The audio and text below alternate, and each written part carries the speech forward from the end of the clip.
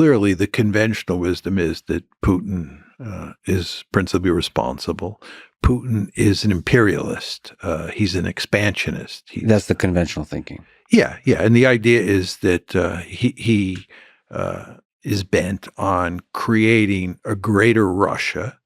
And even more so, he's interested in dominating Eastern Europe, if not all of Europe.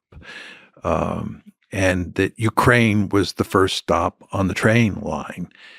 And what he wanted to do was to conquer all of Ukraine, incorporate it into a greater Russia, and then he would move on and conquer other countries. This is the conventional wisdom. My view is there is no evidence, let me emphasize, zero evidence to support that argument. Which part that the imperialist part, the sense that he sought to conquer all of Ukraine and move on and conquer. There's no evidence he was interested in conquering all of Ukraine. There's no evidence beforehand that he was interested in conquering any of Ukraine. And there's no way that an army that had 190,000 troops at the most, right, could have conquered all of Ukraine. Just impossible. As I like to emphasize, when the Germans went into Poland in 1939, and the Germans, you want to remember, were only intent on conquering the western half of Poland because the Soviets, who came in later that month, were going to conquer the eastern half of Poland. So the western half of Poland is much smaller than Ukraine. And the Germans went in with 1.5 million troops.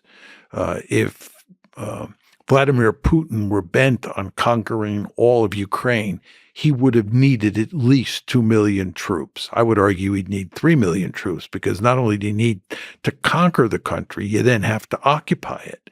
But the idea that 190,000 troops was sufficient for conquering all of Ukraine is not a serious argument. Furthermore, he was not interested in conquering Ukraine, and that's why in March 2022, this is immediately after the war starts, he is negotiating with Zelensky to end the war. There are serious negotiations taking place in Istanbul involving the Turks, and Naftali Bennett, who was the Israeli prime minister at the time, was deeply involved in negotiating with both Putin and Zelensky to end the war.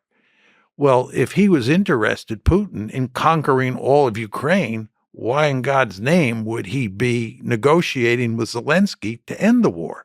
And of course, what they were negotiating about was NATO expansion into Ukraine, which was the principal cause of the war. People in the West don't want to hear that argument, because if it is true, which it is, then the West is principally responsible for this bloodbath that's now taking place. And of course, the West doesn't want to be principally responsible. It wants to blame Vladimir Putin. Mm-hmm. So we've invented this story out of whole cloth that he is an aggressor, that he's the second coming of Adolf Hitler, and that what he did in Ukraine was try to conquer all of it. And he failed. But with a little bit of luck, he probably would have conquered all of it. And he'd now be in the Baltic states and eventually end up dominating all of Eastern Europe. As I said, I think there's no evidence to support this. So maybe there's a lot of things to ask there. Maybe just to linger on NATO expansion. What is NATO expansion? What is the threat of NATO expansion, and why is it such a concern for Russia?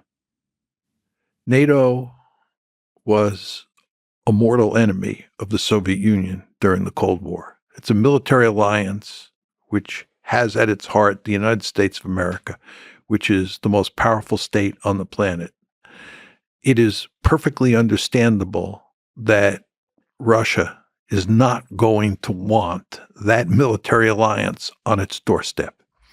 Here in the United States, we have, as you well know, what's called the Monroe Doctrine. And that basically says no great powers from Europe or Asia are allowed to come into our neighborhood and form a military alliance with anybody in this neighborhood. When I was young, there was this thing called the Cuban Missile Crisis. The Soviets had the audacity to put nuclear-armed missiles in Cuba. We told them in no uncertain terms that that was not acceptable and that those missiles had to be removed. This is our backyard, and we do not tolerate distant great powers coming into our neighborhood. Well, what's good for the goose is good for the gander. And if we don't like great powers coming into our neighborhood, it's hardly surprising that the Russians did not want NATO on their doorstep. They made that manifestly clear when the Cold War ended, and they exacted a promise from us that we would not expand NATO. And then when we started expanding NATO, they made it clear after the first tranche in 1999 that they were profoundly unhappy with that. They made it clear in 2004 after the second tranche that they were profoundly unhappy with that expansion. And then in April 2008, when NATO announced that Ukraine and Georgia would become part of NATO, they made it unequivocally clear, not just Putin, that that was not going to happen. They were drawing a red line in the sand. And it is no accident that in August 2008, remember, the Bucharest summit is April 2008. In August 2008, you had a war between Georgia and Russia, and that involved at its core NATO expansion. So the Americans and their allies should have understood by at least August 2008 that continuing to push to bring Ukraine into NATO was going to lead to disaster. And I would note that there were all sorts of people in the 1990s, like George Kennan, William Perry, who was Bill Clinton's Secretary of Defense, the chairman of the Joint Chiefs of Staff, Paul Nitze, and so forth and so on, who argued that NATO expansion would end up producing a disaster, which it has. I would note that at the famous April 2008 Bucharest summit, where NATO said that Ukraine would be brought into the alliance, Angela Merkel and Nicolas Sarkozy, the German and French leaders respectively, opposed that decision. Angela Merkel later said that the reason she opposed it was because she understood that Putin would interpret it as a declaration of war. Just think about that. Merkel is telling you that she opposed NATO expansion into Ukraine because she understood correctly that Putin would see it as a declaration of war. What did the United States and its friends in Europe do? They continued to push and push because we thought that we could push NATO expansion down their throat after 2008, the same way we did in 1999 and 2004. But we were wrong, and it all blew up in our face in 2014. And when it blew up in our face in 2014, what did we do? Did we back off and say, well, maybe the Russians have some legitimate security interests? No, that's not the way we operate. We continued to double down. And the end result is that in 2022, you got a war. And as I've argued for a long time now, we, the West, are principally responsible for that, not Vladimir Putin.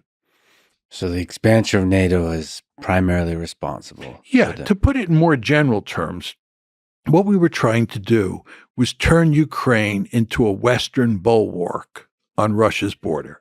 And it really wasn't NATO expansion alone. NATO expansion was the most important element of our strategy. But the strategy had two other dimensions. One was EU expansion, and the third was the color revolution. We were trying to foster orange revolution in Ukraine. And the basic goal there was to turn Ukraine into a pro-Western liberal democracy. And that meant that you'd have Ukraine, if it worked, as a pro-Western liberal democracy that was in the EU and that was in NATO. This was our goal. And the Russians made it unequivocally clear Ukraine was not going to become a Western bulwark on their border. And most importantly, they made it clear that Ukraine in NATO was unacceptable. Can we talk about the mind of Vladimir Putin? You've mentioned that this idea that he has aspirations for imperialist conquest, that he dreams of empire, is not grounded in reality. He wrote an essay in 2021 about one people. Do you think there is some degree to which he still dreams of the former Soviet Union reuniting? No. He's made it clear that anybody with a triple-digit IQ understands that it's nuts to think about recreating the Soviet Union.